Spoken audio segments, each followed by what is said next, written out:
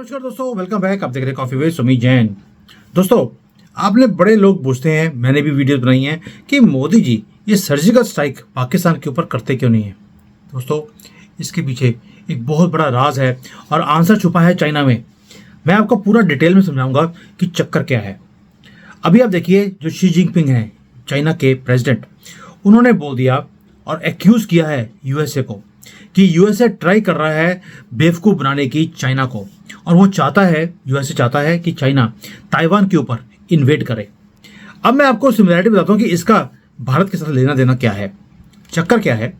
अभी आप देखिए, रिसेंटली एक नैन्सी पेलोसी हैं, जो पॉलिटिशियन है अमेरिका की, वो भारत में आई और भारत में आकर वो दलाई लामा को मिलने गई हैं स्पेशली, और उनको बोल दिया कि हम ताइवान के तिब्बत के मैटर को दोबारा से उजागर करना चाहते हैं। ये वही नैन्सी पेलोसी है जो पिछले साल ताइवान में गई थी।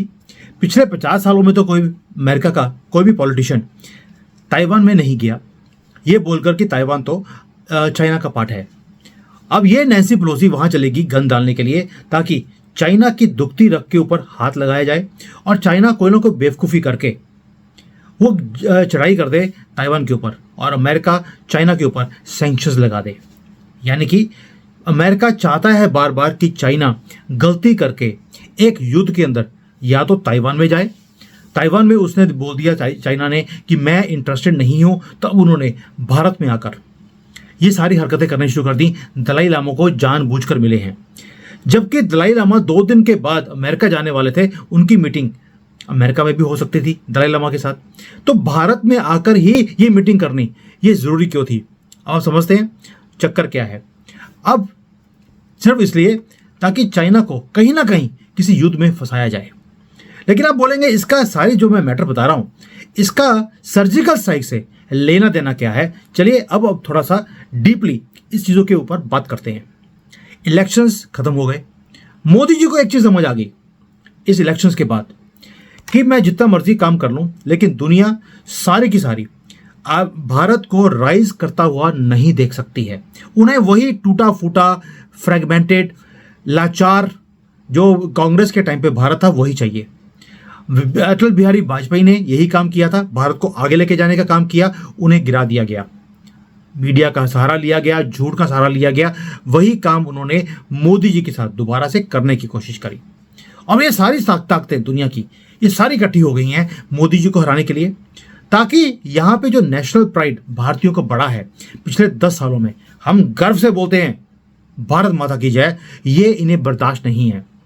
और मोदी जी अपने बलबूते के ऊपर 272 का मार्क यानी कि सीटें नहीं लेकर आ पाए।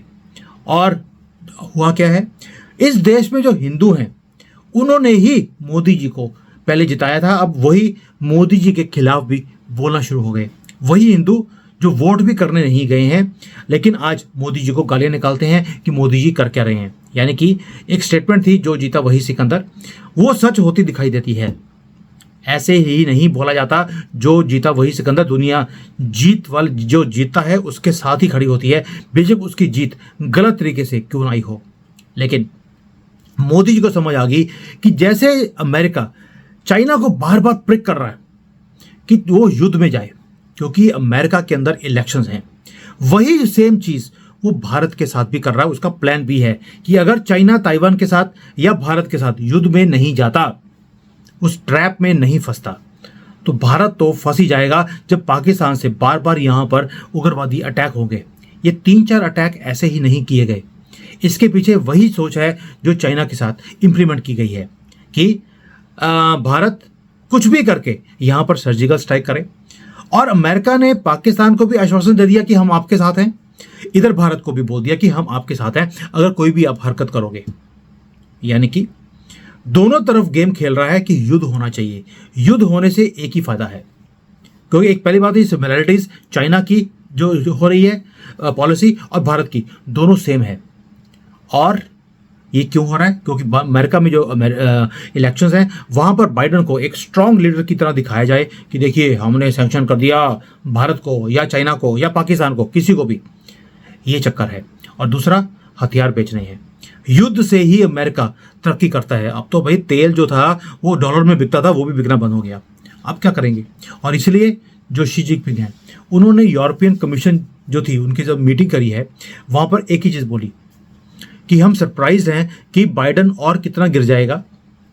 वो चाहता है कि हम ताइवान के ऊपर लड़ाई करें। हर रोज़ यहाँ पर फाइटर प्लेन भेज देते हैं अमेरिकन, कभी शिप्स भेज देते हैं साउथ चाइना सी में। ठीक है, चाइना धांधली कर रहा है वहाँ पर, लेकिन अमेरिका भी चाहता है कि कहीं ना कहीं कोई तो युद्ध शुरू हो। कभी कोई शिप उड़ा देंगे, अपने ही शिप उड़ा देंगे, बोल देंगे चाइना ने किया है, उसके बाद उसके ऊपर सैंक्शंस की जाएंगी। ये सारे काम चाइना को समझ आ गए और चाइना ने बोला है कि जो ये हमारे आगे दाना फेंक रहे हैं अमेरिकन्स, हम उसमें फंसने वाले नहीं हैं।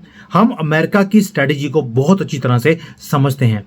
और शी जिनपिंग कभी भी ऐसी बातें ओपनली नहीं बोलते, लेकिन अगर उन्होंने एक्यूजेशंस लगाए हैं अमेरिका के ऊपर, ये दुनिया भी हैरान रह गई है कि ये क्या हो गया।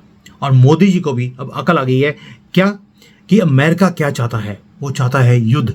जैसे उन्होंने रशिया को फंसाया यूक्रेन के चक्कर में, इजराइल को फंसा दिया हमास के चक्कर में, और इधर ईरान को फंसाने की कोशिश कर रहे हैं सऊदी अरेबिया के साथ युद्ध करने के लिए। उधर चाइना को या तो ताइवान में या भारत के साथ युद्ध में फंसाने की पूरी तैयारी है। इधर पाकिस्तान को बोल दिया कि भैया तू युद्ध कर भारत से, हम तेरे साथ हैं। और यही काम उन्होंने ताइवान को भी बोला है कि ताइवान को बोल दिया असी तेरे नाल हैं, तुम्हारे साथ अगर चाइना ने तुम्हारे ऊपर चढ़ाई करी यानी कि युद्ध किया, हम आपके साथ खड़े होके दिखाई देंगे। कैसे खड़े होकर दिखाई देंगे? जैसे भारत को बोला था कि अगर पाकिस्तान के साथ कभी युद्ध हुआ या चाइना के साथ हुआ, हम आपके साथ खड़े होंगे। और एन मौके पर कुछ भेजा ही नहीं, हमें अपनी लड़ाई खुद ही लड़नी पड़ी। ताइवान के साथ भी ऐसा ही होगा। और इसलिए ये बार बार क्या बोलते हैं, जैसे कि भारत के लिए, कश्मीर के लिए हमेशा बोलते थे ये रिजॉल्व होना चाहिए। अभी इन्होंने ताइवान के लिए बोलना शुरू कर दिया। ये ना बड़े प्यार से बैठकर रिजॉल्व करने वाली बातें हैं, ये लड़ाई से नहीं होगी। दूसरी तरफ चाहते ये हैं कि लड़ाई हो, लेकिन सामने बोलेंगे लड़ाई नहीं होनी चाहिए। भारत को भी यही बोलते रहे, अभी भी यही काम हो रहा है चाइना के साथ भी और भारत के साथ भी। और भारत की गवर्नमेंट इतनी बेवकूफ़ नहीं है। मोदी जी को 10 साल हो गए अब प्रधानमंत्री की कुर्सी के ऊपर, उन्हें दाव पे समझ आनी शुरू हो गए कि क्या है। इसीलिए मोदी जी अब लास्ट मिनट तक वेट करेंगे कि ये सारी स्ट्रेटजी है क्या, कौन कौन सी फोर्सेस हैं जो मेरी गवर्नमेंट को गिराना चाहती हैं, यहाँ पर युद्ध करवाना चाहती हैं ताकि भारत राइज ना करे। हमारे ऊपर सैंक्शंस लगाने की पूरी कोशिश की जा रही है। इसीलिए जब जैसे ही ये डेलीगेशन भारत में आया, वही डेलीगेशन जो पहले ताइवान में गया था युद्ध करवाने के लिए, अब भारत में आया है। मोदी जी को एक चीज़ तो समझ आ गई कि कोई डाउट ही नहीं अब कि अमेरिका युद्ध चाहता है हमारे एरिया में, जैसे ताइवान के एरिया में जाता है। दूसरी बात, एक और चीज़ है जो आपको समझने की ज़रूरत है, वो ये है कि यूएसए कभी भी किसी मुद्दे को ख़त्म होने देता ही नहीं। ये जो कश्मीर का मुद्दा है बहुत पहले ख़त्म हो सकता था अगर पाकिस्तान का साथ नहीं दिया होता। डिक्टेटर्स की गवर्नमेंट थी वहाँ पर, डेमोक्रेसी की दुहाई लगाता है लेकिन डिक्टेटर के साथ खड़ा हो गया। आज भी वही हाल है। और इनके जितने भी सेक्रेटरी ऑफ स्टेट्स हैं, कुछ भी हैं, वो सारे के सारे आज ताइवान के साथ खड़े हुए दिखाई देते हैं, स्टेटमेंट देते हैं।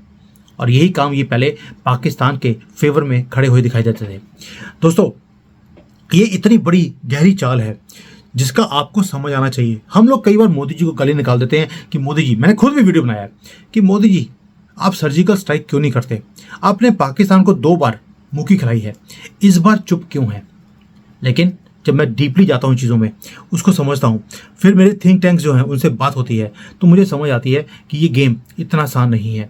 जो अमेरिका और ये सारी वेस्टर्न फोर्सेस चाहती हैं वो है चाइना की बर्बादी, भारत की बर्बादी। और इन चीज़ों के लिए उन्होंने हमेशा ही गलत लोग आदमी के साथ खड़े होकर उनका साथ दिया, हमारा साथ नहीं दिया है। इसलिए हमें भी बड़ा सोच समझ कर आगे बढ़ना पड़ेगा। मोदी जी को मालूम है करना क्या है, लेकिन टाइम, प्लेस और ये हर चीज़ मोदी जी देखकर ही काम करते हैं। अभी तो वो अपने दुश्मनों को नाप रहे हैं, ये कहाँ तक जाएंगे। पार्लियामेंट के अंदर ऑलरेडी स्यापे पड़ने शुरू हो गए हैं। और वसी ने, आप देखिए, जब शपथ ग्रहण किया है वहाँ पर जय भारत नहीं बोला, जय पैलेस्टीन बोला है। आप समझते हैं, ये ऐसे ऐसे वो लोग हैं जिनका अब ये अपोजिशन इतना स्ट्रांग हो चुका है अभी, और ये वेस्टर्न फोर्सेस के साथ मिलकर भारत की गवर्नमेंट को गिराने की पूरी कोशिश करेंगे, हर रोज़ करेंगे। पार्लियामेंट में कोई काम करने ही नहीं देंगे।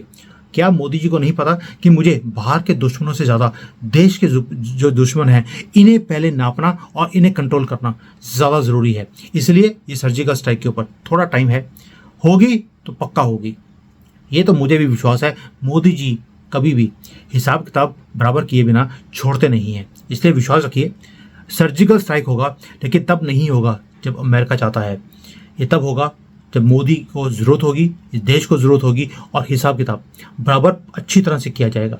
वेट कीजिए, ये चीज़ आपको समझनी ज़रूरी थी कि सर्जिकल स्ट्राइक अभी भारत क्यों नहीं कर रहा। थैंक यू, जय Hind and Vande Mataram. Hi there. If you liked the video, please don't forget to smash the like button, subscribe to our channel, and activate the bell icon so that you receive all notifications whenever we upload a new video. Thanks for watching.